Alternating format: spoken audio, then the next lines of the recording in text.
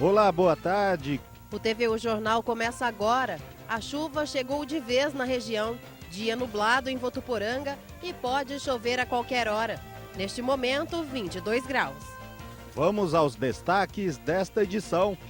O empresário Olívio Scamatti está solto. Ele ficou preso por 6 meses acusado de ser o mentor da máfia do asfalto. O renomado advogado paulistano Alberto Zacarias Toron, que conseguiu 3 habeas corpus para libertar o empresário, falou com exclusividade ao TVU Jornal. Sem definição. Voos comerciais entre Votuporanga e São Paulo seguem sem data prevista para começar. As principais notícias de Votuporanga e região, agora no TVU Jornal.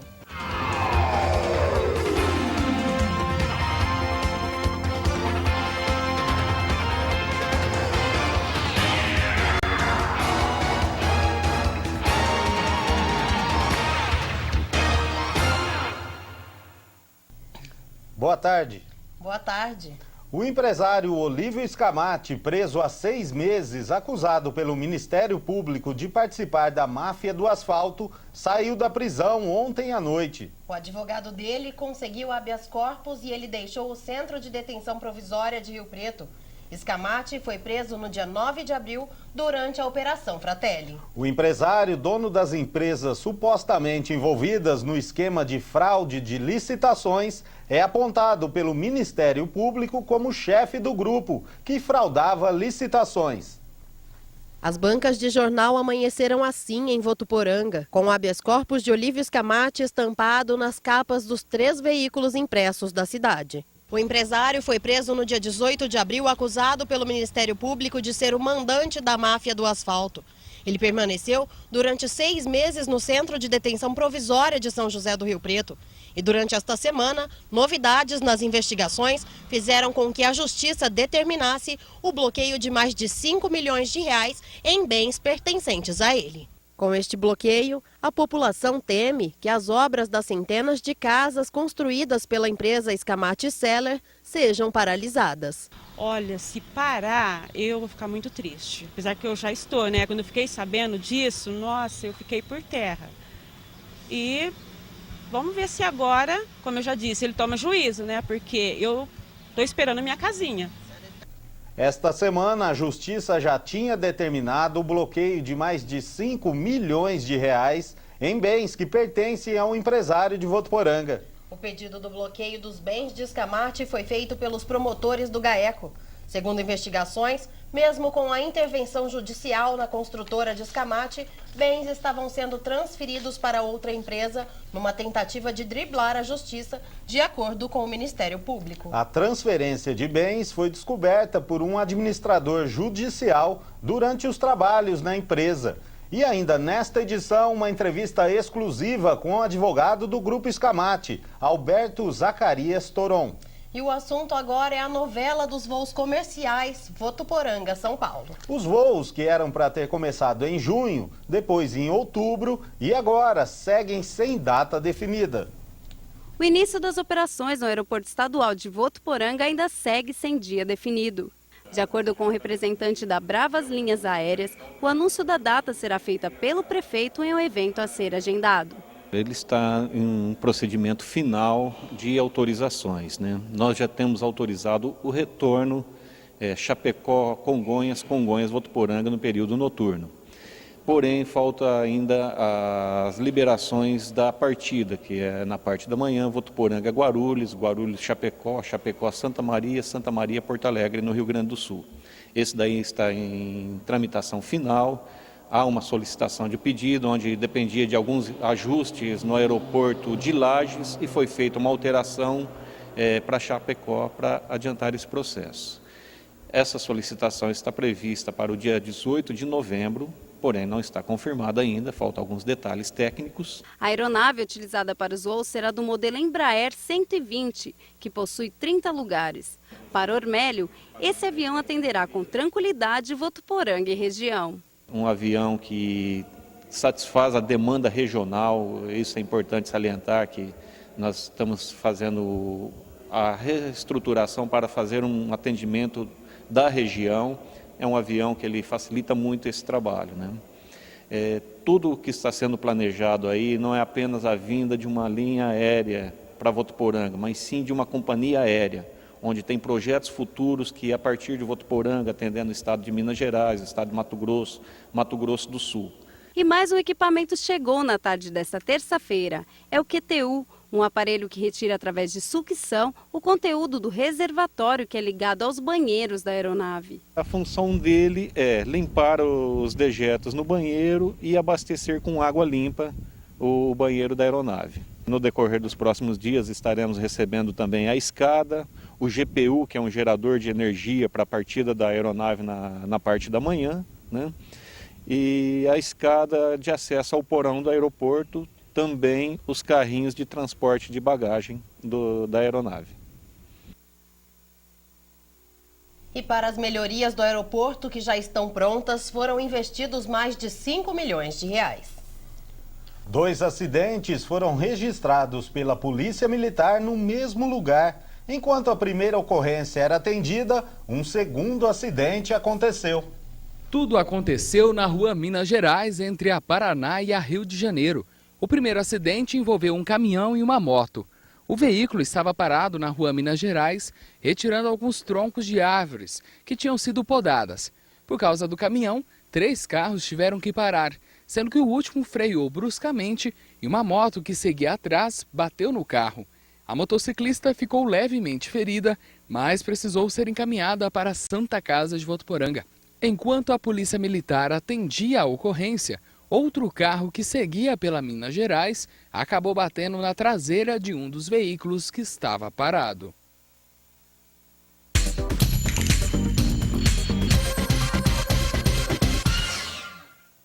Uma família natural de Cuba foi vítima de furto ontem à tarde em Araçatuba. Eles estavam retornando de um supermercado quando foram surpreendidos por 2 indivíduos que levaram o automóvel. Foram apreendidos ontem à tarde 8 quilos de maconha, 900 porções da mesma droga, após uma denúncia anônima em Birigui. Os policiais militares apreenderam os tijolos de maconha, balanças de precisão, R$ 290 em dinheiro e um caderno contendo a contabilidade do tráfico. Um homem foi preso em flagrante. Um ajudante geral foi preso pela polícia acusado de estuprar a própria neta, uma criança de apenas 4 anos. O fato teria acontecido em um sítio. Ele foi encaminhado ao plantão policial, indiciado por estupro de vulnerável. A criança está hospitalizada. Uma idosa sofreu um infarto dentro de uma agência bancária em Fernandópolis. De acordo com a polícia, a mulher estava em pânico ao quase cair em um golpe de falso sequestro. A polícia está em busca de pistas do estelionatário, que ainda não foi identificado.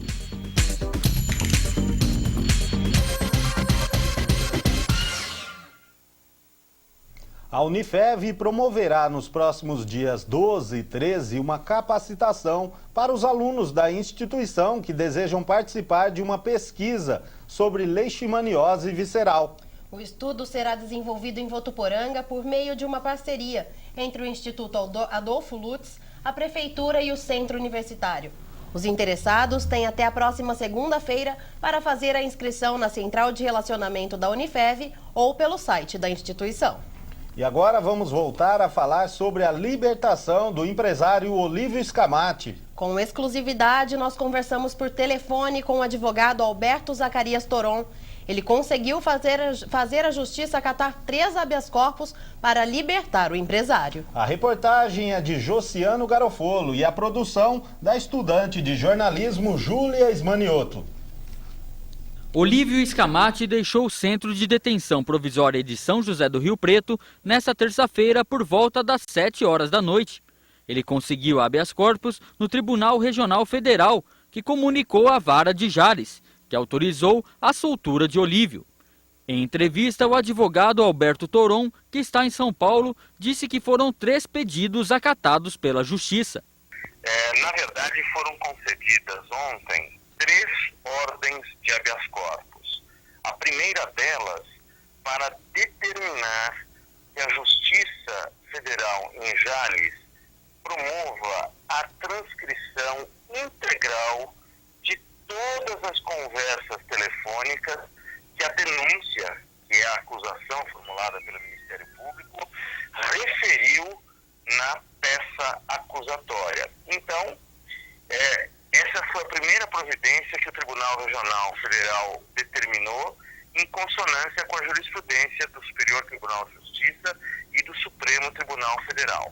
A segunda determinação do Tribunal Regional Federal é no sentido de que a ação penal que tramita na Justiça Federal de Jales seja parcialmente trancada no que diz com um crime de falsidade ideológica. Apenas para lembrar, os amigos que nos ouvem, havia uma acusação do Ministério Público Federal no sentido de que todas aquelas empresas e os seus diretores que participaram da licitação, de 2 licitações em Aula e Flama, eles teriam se omitido criminosamente ao deixar de mencionar num determinado documento que as empresas seriam do mesmo grupo.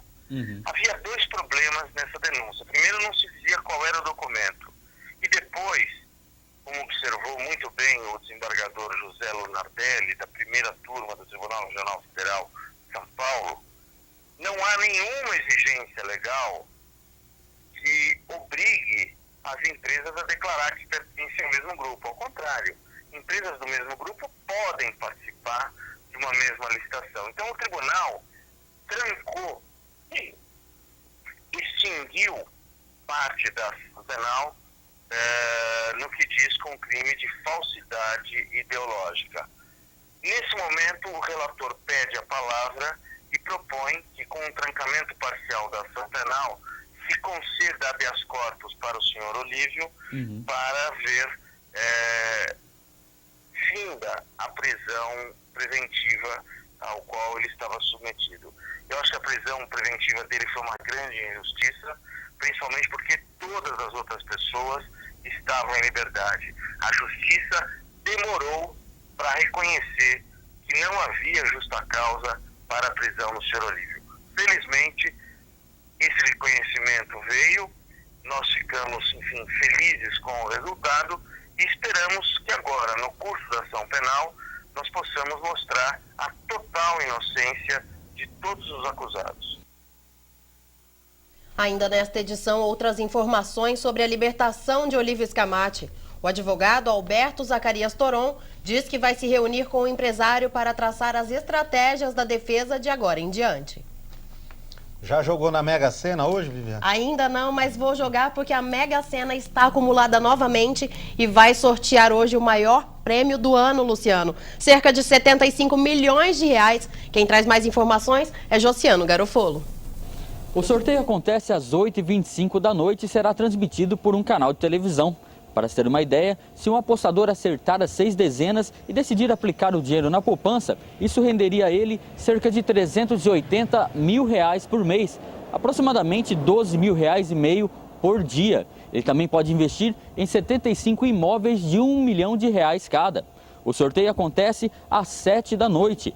E a aposta mínima da Mega Sena custa R$2. Então é isso, boa sorte a todo mundo, aos apostadores. E quem sabe, o ganhador não é daqui de Votuporanga e da nossa região. E no próximo bloco, as últimas informações sobre a libertação do empresário Olívio Scamatti. Não saia daí, a gente volta já.